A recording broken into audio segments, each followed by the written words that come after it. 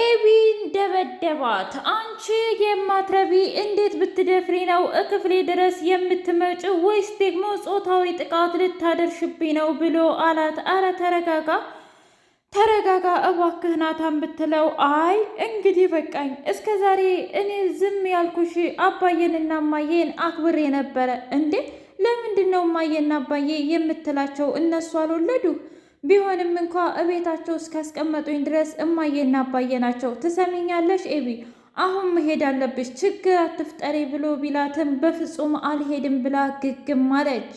ናታን በያዘው መጽሐፍ በጥፊ ሲላት አይኗን አጥፍቶላት አረፈ። ኤቢ በጣም የምታስጠላና በጣም የምታሳዝኝ ሴት ነሽ። እንዴት እንደዚህ ታደርጊያለሽ? እንዴት ክፍሌ ድረስ ትመጫለሽ? ኧረ እባክህ ትሰማኛለህ? እስካሁን ዳጣ ሆና በነበረ ነይ ልቀፍሽ ምናምን እያልክ ፍቅር ፍቅር ትሰሩ ነበር እና እኔ ኤቢ ስለሆንኩ ነው እኔ ወድጀህና አፍቅሬ ወደ አንተ ስለመጣሁ ነው። አይ ተረጋጊ። ትሰሚኛለሽ? አንደኛ ነገር እሷ በምሽት አይደለም ክፍሌ ድረስ ልትመጣ ይቅርና ስልክ ብደውልላትም እንኳ አታነሳም። እና የሴት ልጅ ስነ ስርዓቷና ወጓ እንደዚህ አይደለም። ኤቢ እባክሽ ሂጂልኝ፣ እየለመንኩሽ ነው። እኔ ስሜታዊ ስሆንና ስናደድ በፍጹም የምሰራውን የማደርገውን ነገር አላውቀውም።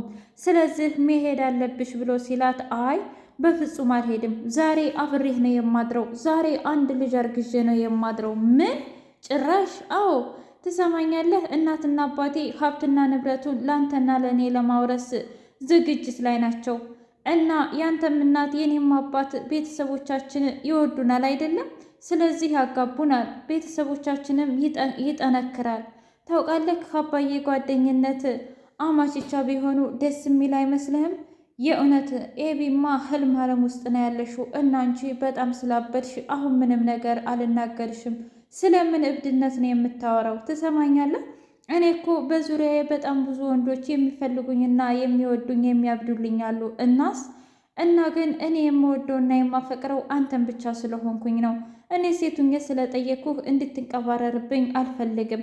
ደግሞ ዳጣ አስባ ከሆነ ፍቅረኛ አላት። ምን ማለት ነው ደግሞ እሱ? ነገርኩህ፣ የሚደውልላት የሚንከባከባት ትሪት የሚያደርጋት ባል አላት ነው የምለው።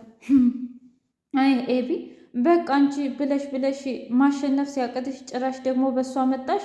እንግዲህ ነገርኩህ፣ ማመን ያለማመን የራስ ጉዳይ ነው፣ የራስ ሀሳብ ነው ብላ ስትለው እሰይ። ታውቂያለሽ እንደውም ዳጣ እንኳን ሌላ ፍቅረኛ ኖራት። ምክንያቱም እኔ እና እሷ እንኳ ፍቅረኛሞች ብንሆን አይበለውና ወይ አንቺ ትገልየታለሽ ወይም እሷ ትገልሻለች። ሰላም ሰላም! ውድና የተከበራችሁ የትርሲት ስንድቅ ሚዲያ ቤተሰቦች እንዴት ናችሁልኝ? ሁሉ ሰላም፣ ሁሉ መልካም። እኔ እግዚአብሔር የተመሰገነ ይሁን ሰላም ነኝ፣ ደህና ነኝ። ለዚህ ቻናል አዲስ የሆናችሁ ሰብስክራይብ ያደረጋችሁ ቤተሰብ የሆኑ ነበር ሰዎች ደግሞ ስለምትከታተሉኝ እጅጉን አድርጌ አመሰግናለሁ። እጅግ አስተማሪውና አጓጊው ዳጣ ድራማ እንደቀጠለ ይገኛል። ቀጥታ ከውጭ ሲመጣ ናታንዬ ሰላምዬን ጠራና እንዴት ነሽ ሰላምዬ? ባባ ደህና ነው? አዎ ደህና ነው። ብታይ እንዴት እንደሚገላበጥ ሲመስለኝ አንዳንድ ጊዜ ግን እንዳንተ ይመስለኛል። ምን ማለት ነው? ማለቴ ልክ እንዳንተ መጽሐፍ አንባቢ። ይሁን እኛ እናሳድገዋለን ተባብረን። ይገርማል። ዛሬ ጧት ራሱ ዳጣ እንደዛ ነበር ያለችኝ። አሁን ምን የማን አባት ይሙት አሁን ውሃንና ዳጣን ክችን ውስጥ ብናስገባቸው እኮ አስበው። እንዴት አልገባኝም። ማለቴ ያው አብካክተው ባንዴ ሽንኩርት ቤቱን አጥናውት ሁለተኛ ሽንኩርት እንዳስጠላን ነበር የሚያደርጉት። ለማንኛውም ጥያቄ ልቀጥል፣ ጠይቅሽ። ማለቴ ፍቅረኛ አላት እንዴ? ምን ነው ፈለግካት? ማለቴ ለምን ማወቅ ፈለግ እንዴ? ሰላምዬ ደግሞ ለምንድን ነው ሁሉን ነገር የምታጣሪው? ለማንኛውም እኔ በመቶ ማለቴ በ10 ጣት ይፈርማለሁ። ምን ማለት ነው? ምንም ነገር ቢሆን ምንም ዙሮ እሷ ፍቅረኛ እንደሌላት በደንብ አድርጌ ነው የማውቀው። ስለዚህ አንተም አሁን ማድረግ ያለብህ ከኤቢ ጋር ያለውን እቃቃ ጨዋታ ትተህ ወደ ዳጣ መሆን አለብህ። እንዴ የያዝኩት ጨዋታ ነው እንዴ? ኧረ እባክህ ሌላውን ማታለል ትችላለህ ናታን፣ እኔን ግን አታታልለኝም። ውይ ሰላምዬ፣ አንቺን እኮ መቆጣጠር ከባድ ነው። እውነት ነው፣ በጣም ከባድ ነው። ማለቴ እኔ ደግሞ አንተ እንደዚህ አጉል ቦታ ላይ እና እልክ ውስጥ እንድትገባ አልፈልግም። ምክንያቱም አንተ የተማርክ የተመራመርክ በጣም ብዙ መጽሐፎችን ታነቤለ እንዴ? ታዲያ ለምንድን ነው የሴት ልጅ ወደ አንተ እንድትመጣ እንድትሳብ የሚያደርግ ነገር ያጣኸው? እውነትሽን ነው። ለካኔ መጽሐፍ አነባለሁ አይደል? እንዴት ነው ዳጣ ስለ እኔ ስላላት ስሜት የማላውቀው? እኔስ ደግሞ ስለ እሷ የእውነት ፍቅር ነው ወይስ የውሸት ፍቅር ነው ብዬ የማላየው ብሎ ስለ ፍቅር የሚያወራ መጽሐፍ አየና እሱ ላይ የሚታዩት ምልክቶች በሙሉ ፍቅር እንደው ተረዳ። ከአልጋው ላይ ዘለለ። እጅጉን ደስ ይላል። ፍቅር ይዞኛል፣ ፍቅር ይዞኛል፣ ፍቅር ይዞኛል አለ። ወይዘሮ ማርታና ደረጀ እኔ ምልህ ደሬ ግን የኒህን ልጆች ጉዳይ እንዴት ነው የምናደርገው? እንዴ ምን ተፈጠረ ደግሞ? ማለቴ ሰላምዬም ቢያለች በፍጹም ሰርግ አልፈልግም፣ ወንዱንም አልፈልግም። እንዴ ለምንድን? ልጄን ይቀማብኛል፣ አያምነኝም ነው የምትለው። ነገር ግን እኮ ይሄ ልጅ አባት እንደሚያስፈልገው 100% እርግጠኛ ነኝ። አንተ ግን ምንድን ነው ሰላምን ዝም የምትላት ሁሌ? እንዴ ታዲያ በማያገባኝ ገብቼ ምን ላድርግ ብለሽ ነው? አረ እንደዛ አይደለም። ማለቴ እንደ ሰራተኛ እንኳ አንድ ቀን ተቆጥታት አታውቅም። ለእሷ ያለህ ክብር ያለህ ነገር በጣም ይገርማል። በዛ ላይ ትፈራታለህ። ምን ተንተባተበ? እንዴት እንደዚህ ልትይ ትችያለሽ? እና ታዲያ እንዴት ልበል? እውነቴን እኮ ነው። እንዴ ደሬ ሁል ጊዜ ስለ ሰላም ሲነሳ ድንግጥ አይነ ፍጥጥ ነገር ይላል። አረ በፍጹም ያው ማለቴ መስሎሽ ይሆናል። እንደዛ ከሆነ ጥሩ፣ መስሎኝም ከሆነ አሪፍ ነው ይሁን። ነገር ግን እኔ እንደዛ አይመስለኝም። ለማንኛውም ግን አንተ ያልከው ይሆን ብላ ዝም አለች። አቶ ደረጀ ውይ ሰላም እንዴት እንደዚህ ታደርጊያለሽ? ለምንድን ነው የራስሽን ህይወት የማትኖሪው? ለምንድን ነው ከዚህ ከቤት የማትርቂው? አሁን የማርታን ነገር እንዴት እንደዚህ ላደርግ ነው? በዚህ ከቀጠለች ማርታ ሁሉንም ነገር ታውቃለች ብሎ መፍራቱን ቀጠለ። ኤቢ ሰተት ብላ መጣ ሳሎን። ዳጣ እኔ ምልሽ ቆይ ግን ትናንት የት ነበርሽ እንዴ? የትም። ምን አገባሽ አንቺ? የትስ ብሆን ከናታን ጋር ነበርሽ? በትክክል ከናታን ጋር ምሳ ተገባበዝን፣ አረፍ ጊዜ ያሳለፍን፣ ወደ ቤት የመጣው። ትሰሚኛለሽ ዳጣ፣ ከዚህ ከቤት በቅርቡ የማስወጣሽ አንቺን ነው። መጀመሪያ ሰላምን። ደግሞ ሰላም ምን አደረገችሽ እንዴ? ሰላም ናታ ለአንቺ የምታግዝልሽ እንዴ? እኔ ራስ እኮ ለራሴ የምበቃ ሰው ነኝ። ስለዚህ እንዴት እንደዛ አይነት ነገር ልትይ ትችያለሽ? አረ ተረጋጊ።